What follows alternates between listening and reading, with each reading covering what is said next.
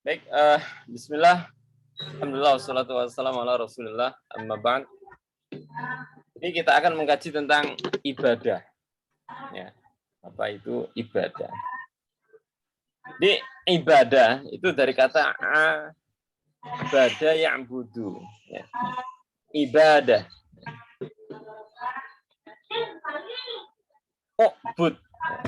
Atau kita katakan iyyaka na'budu wa iyyaka nasta'in. Nah, yang kita lafadzkan selalu ya dalam surat Al-Fatihah, iyyaka na'budu wa iyyaka nasta'in. Jadi abada ya'budu, ibadah. Nah, ini artinya adalah menyembah. Jadi kan misal kalau kita lihat di Mu'jam Wasit atau kamus-kamus lainnya, secara bahasa itu artinya menyembah, tunduk, abadah, abdi. Kalau di keraton itu ada abdi dalam, abdi melayani, tunduk, patuh ya, kepada tuannya, taat dan merendahkan diri. Ya. Jadi ini ibadah. Maka orang ibadah itu ya tidak boleh meninggikan dirinya. Nah, nyembah, tunduk. Nah, maka salah satu wujud ketundukan kita itu dalam ibadah. Misal sholat, ketika kita sujud ya menundukkan. Jadi menundukkan kepala kita kepada Tuhan dengan serendah-rendahnya. Dan kita mengucapkan Subhana Rabbiyal A'la. Ya, Maha suci Tuhanku yang maha tinggi. Jadi kita merendahkan, menyembah Tuhan yang maha tinggi. Nah ini makna ibadah secara bahasa, itu tunduk, menyembah, atau melayani, patuh. Nah, maka seorang ahli ibadah itu semakin tunduk kepada Allah. Nah, ibadah secara istilahnya, atau menurut istilah para ulama, ya, diantaranya misal Ibnu Taimiyah, ini ada di dalam kitabnya Al-Ubudiyah, ya, cetakan Beirut Maktab Islami, tahun 2005 itu mengatakan hakikat ibadah merupakan perintah yang mengandung makna perendahan diri dan cinta di puncaknya. Jadi perintah, ya, perintah Allah ya, untuk manusia agar merendahkan diri, tapi disertai cinta. Sebab akhir derajat cinta adalah kehambaan yang diawali dengan adanya hubungan hati dengan yang dicintai, atau ilaqah. Kemudian penurunannya rasa cinta di dalam hati, sobabah, kemudian adanya al-gharam, itu meluap-luap, ya, sehingga cinta yang selalu melekat di hati dan beranjak menjadi asyik, kerinduan yang memuncak dalam penghambaan. Jadi istilahnya ini luar biasa ya, yang disampaikan Ibnu Taimiyah itu. Jadi ibadah itu dorongannya adalah cinta. Yang mendorong itu adalah cinta. Jadi orang yang memiliki rasa cinta biasanya itu memiliki keterkaitan dengan hati. Ya. Katakanlah kita mencintai seseorang. Nah, kita itu mesti ada rasa, ada hubungan itu, hubungan hati. Gitu. Nah, kita di dalam hubungan itu ada rasa ya, yang biasanya pengen disampaikan. Misal kita cinta kepada orang tua kita, ya. Atau orang tua kita cinta kepada anaknya, itu lebih ketara biasanya daripada anak kepada orang tua. Ya. Cintanya itu ya pengennya itu anaknya di dekat-dekatnya, gitu ya. Ya. Keterkaitan itu kuat sekali. Dilanjut. Sehingga ada kerinduan kalau ada terjadinya berpisah atau kejauhan.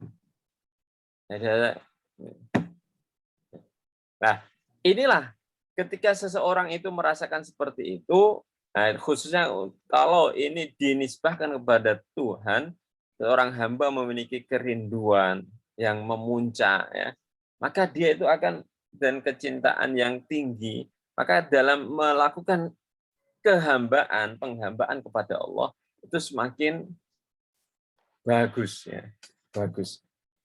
Ya, orang kalau cinta disuruh apapun mau, ya, orang cinta itu.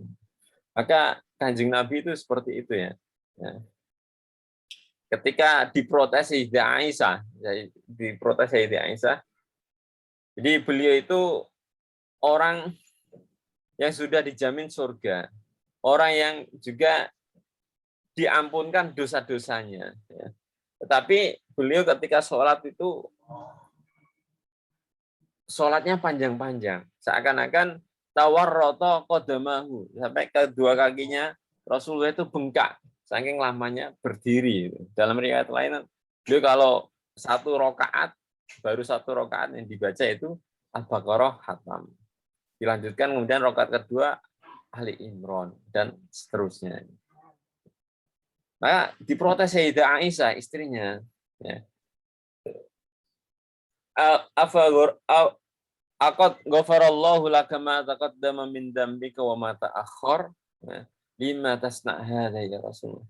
Kenapa engkau masih lakukan ini padahal Allah telah menghapus segala dosamu yang lalu ataupun yang akan datang.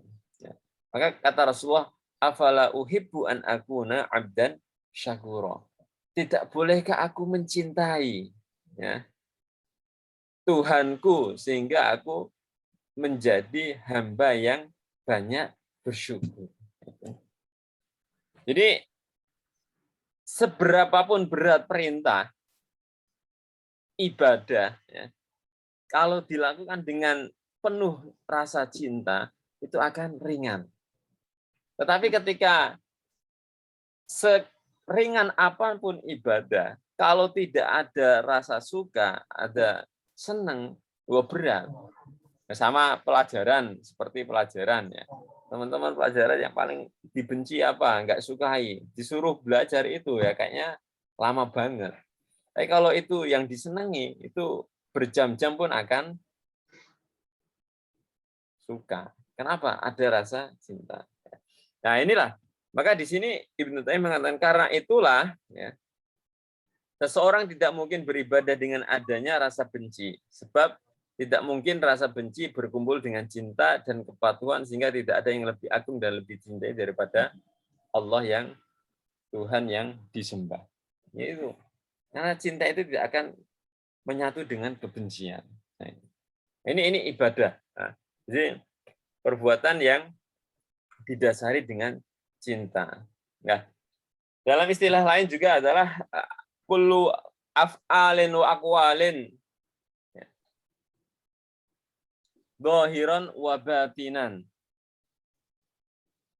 litolabi ridallah. Jadi segala sesuatu perbuatan ataupun perbuatan baik yang zahir ataupun yang batin ya, yang dilakukan untuk mencari ridho Allah itu ibadah. Ya. Di samping memang ibadah-ibadah yang wajib, misal sholat, puasa, zakat, haji wajib. Ya. Tapi ibadah-ibadah yang lain, misal bekerja, mencari nafkah, ya, menolong orang lain, itu juga termasuk ibadah. Maka tadi kita tekankan bahwa segala sesuatu itu niatkan dalam untuk beribadah. Seperti itu. Nah, perintahnya sebagaimana yang tadi sudah kita baca ya. Wa ma khalaqtul jinna wal insa illa liya'budun. Bahwa Allah ciptakan jin dan manusia itu adalah untuk ibadah. Kemudian di dalam surat Al-Baqarah ya, ada yang mau baca? Ini silakan, siapa?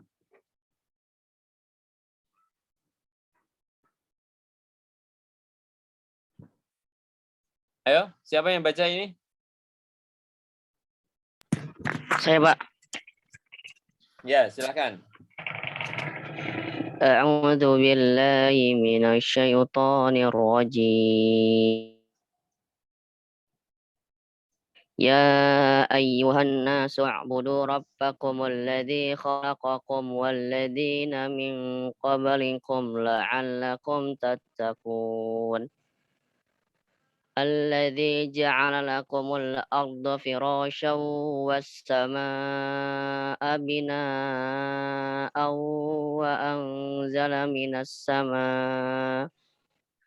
وأنزل من السماء ماء فأخرج به من الثمرات رزقا لكم فلا تجعلوا لله أندادا وأنتم تعلمون Sadaqallahul azim. Wahai manusia, sembahlah Tuhanmu yang telah menciptakan kamu dan orang-orang yang sebelum kamu agar kamu bertakwa.